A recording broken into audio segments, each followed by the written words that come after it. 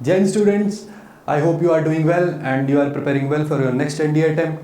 I am Piyush Purohit and I will teach you GS. So, first video is about syllabus discussion. Yeah, so we will discuss the syllabus of GS in this video. So, syllabus of history GS goes like this. Yeah, so first part is history.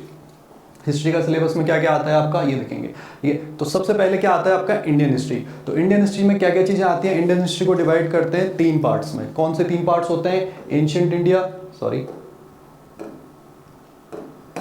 Ancient India, medieval India and modern India. Ancient India में क्या क्या चीज़ें आती हैं? The Indus valley civilisation, वैदिक culture, आपका Mauryan empire, ठीक है, और वो सारे के सारे एम्पायर आपके आते हैं एंशिएंट इंडिया में, हर्षवर्धन, गुप्ताज वगैरह वगैरह।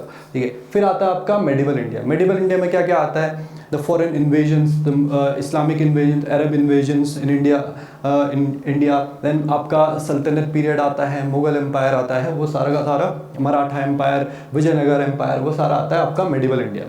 देन स्टार्ट होता है modern India. Modern India start होता है एडवेंट ऑफ यूरोपियंस से। ठीक है, जब यूरोपियंस इंडिया में आना स्टार्ट होते हैं और अपनी फैक्ट्रीज वगैरह सेटअप करते हैं, वो आपका मॉडर्न इंडिया में आता है।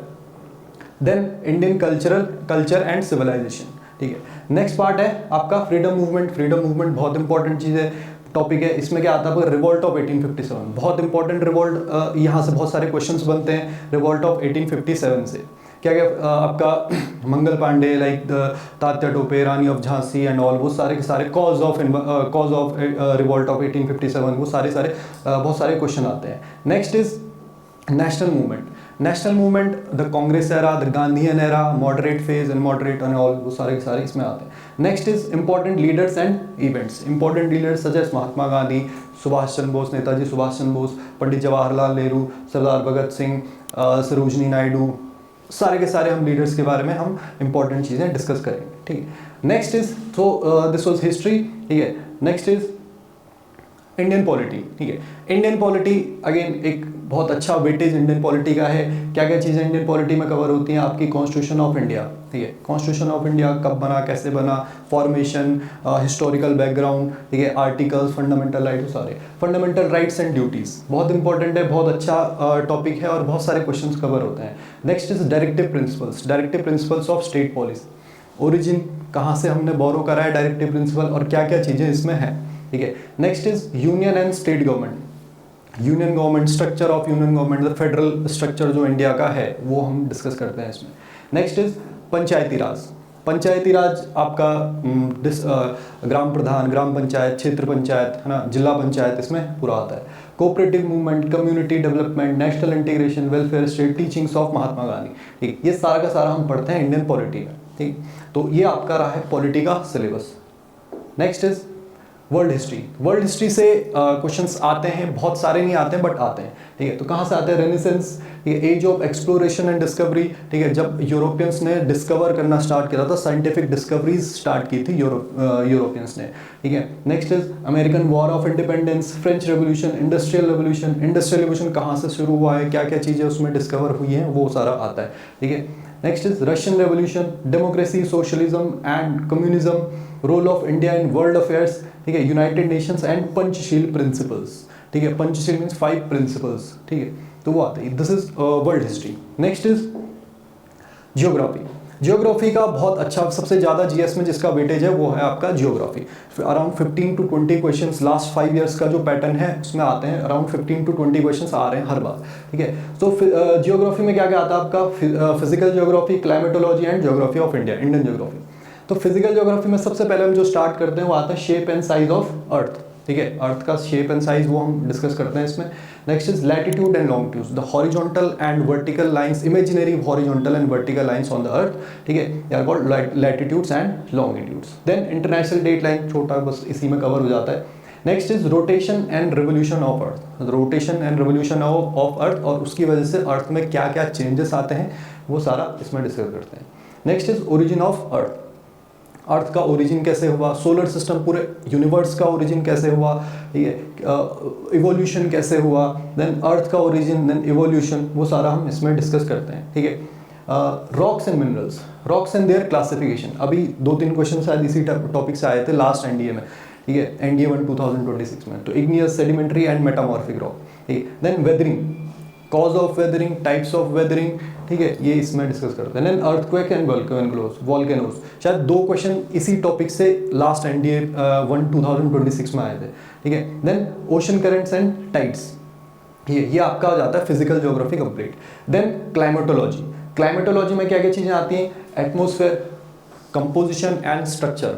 कंपोजिशन में आपका कौन कौन सी गैसेस हैं, nitrogen 78%, oxygen 21%, and structure of atmosphere, जो डिफरेंट लेयर्स हैं एटमॉस्फेयर की, वो सारा आपका एटमॉस्फेयर में आता है, ठीक। लाइक ट्रोपोस्फेयर, अब we are now in troposphere, stratosphere, thermosphere, mesosphere, ये सारा आपका स्ट्रक्चर ऑफ एटमॉस्फेयर में आता है। Then temperature and heat budget, इसमें क्या क्या चीज़ें आती है, एल्बिडो आप लोगों ने सुना होगा, एल्बिडो होता है, ठीक है। Albedo and heat budget, temperature inversion का क्वेश्चन इस बार लास्ट एनडीए में आया था, ठीक है। नेक्स्ट इज एटमॉस्फेरिक प्रेशर, ठीक है। Winds, planetary winds, permanent wind, local winds, ठीक है, वो मॉनसून विंड्स, वो सारा इसमें हम करते हैं। Next is cyclones and anti cyclones, आपने जिसने अगर पिछले अटेम्प्ट दिया है तो उसने देखा होगा साइक्लोन्स एंटी साइक्लोन्स से भी क्वेश्चन था, ठीक है।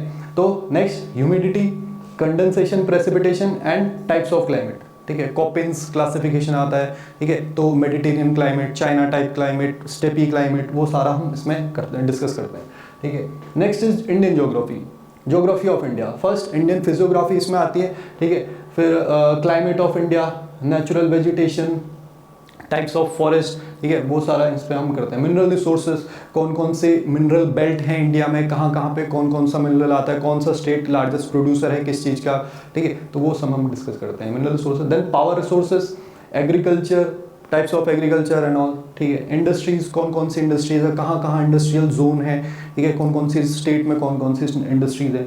इंपॉर्टेंट सी पोर्ट से भी क्वेश्चन देखा गया जनरली, ठीक है। Major air and sea route, sea and land route, national highways, waterways, वो सारे हम करते हैं।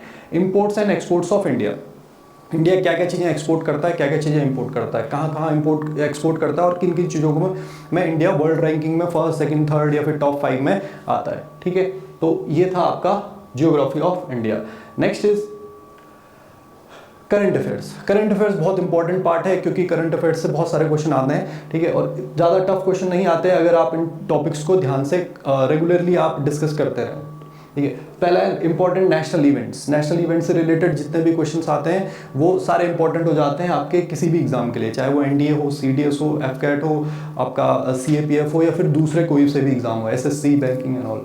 Next international events, international world में जितने भी इवेंट्स हुए हैं, कोई कॉन्फ्रेंस हुई है, किसी ऑर्गेनाइजेशन का कोई सेशन हुआ है, वो सारा इसमें आता है। Next defence exercise and military budget, this is the most important topic for the current affairs for defence examination. AFCAT, CDS, NDA, CAPF, सब में यहाँ से क्वेश्चन आता ही आता है, ठीक है। Defence exercises and military development जो इंडिया के हुए हैं, इंडिया के दूसरे फ्रेंडली फॉरेन नेशंस के साथ में जितनी भी एक्सरसाइजेस होती हैं वो बहुत इंपॉर्टेंट है, वो आता है, वहाँ से हर बार क्वेश्चन आता है। Next is awards and honours, international awards, national awards, वो सारे क्वेश्चन इसमें आते हैं। स्पोर्ट्स इवेंट, ठीक, स्पोर्ट्स इवेंट इंडिया का क्या परफॉर्मेंस रहा है, एशियन गेम्स, कॉमनवेल्थ, ओलंपिक, जो रिसेंट जितने भी आपके इवेंट्स हुए हैं इंटरनेशनली एंड नेशनली, ठीक है, वर्ल्ड कप्स और एंड ऑल, ठीक है। साइंस एंड टेक्नोलॉजी का डेवलपमेंट, कोई नई साइंटिफिक थ्योरी आई है, नई साइंटिफिक डिस्कवरी हुई है, वो सारा इसमें आता है। Next important personalities from India and from abroad, ठीक है, तो ये आता है। Next is government scheme and initiative, कुछ इंपॉर्टेंट इनिशिएटिव्स गवर्नमेंट के आते हैं, गवर्नमेंट की स्कीम आती है, ठीक है, वो सारा इसमें वहाँ से क्वेश्चंस बनने के चांसेस होते हैं और क्वेश्चंस आते भी हैं, ठीक। तो ये अब now weightage is very important strategy बनाने के लिए। आपका जीएटी का जो पार्ट होता है 50 मार्क्स का होता है, 50 क्वेश्चंस का होता है, आपको पता होगा ये, तो इस तरीके से डिवाइडेड होता है, ठीक है। इंग्लिश को अगर छोड़ दें तो फिजिक्स से 20 to 25 क्वेश्चंस आते हैं, केमिस्ट्री से 50 to 20 क्वेश्चंस आ रहे हैं लास्ट 5 ईयर्स में। देन जनरल साइंस है 10 to 15, history, polity, general science में स्टैटिक जीके की बात हो रही है, 10 to 15 क्वेश्चंस आते हैं। History and polity 15 to 20 questions, geography 15 to 20 questions, ठीक है, तो ज्योग्राफी काफ़ी इंपॉर्टेंट है। And current affairs also 10 to 15 questions आ रहे हैं, लास्ट 5 ईयर्स का ये ट्रेंड है, ठीक है। तो ये आपका वेटेज है according to last 5 years NDA examinations, ठीक है। तो इस अकॉर्डिंग आप अपनी स्ट्रेटेजी बना सकते हैं और कैसे आपको कौन कौन से सब्जेक्ट्स को टारगेट करना है, कौन से सब्जेक्ट को आपको थोड़ा कम ध्यान देना है, कौन सा टफ लग रहा है, कौन सा आपको ईजी लगता है, उस अकॉर्डिंग आप स्ट्रेटेजी बनाएंगे and then you will go to the examination. ठीक है, तो दैट्स इट।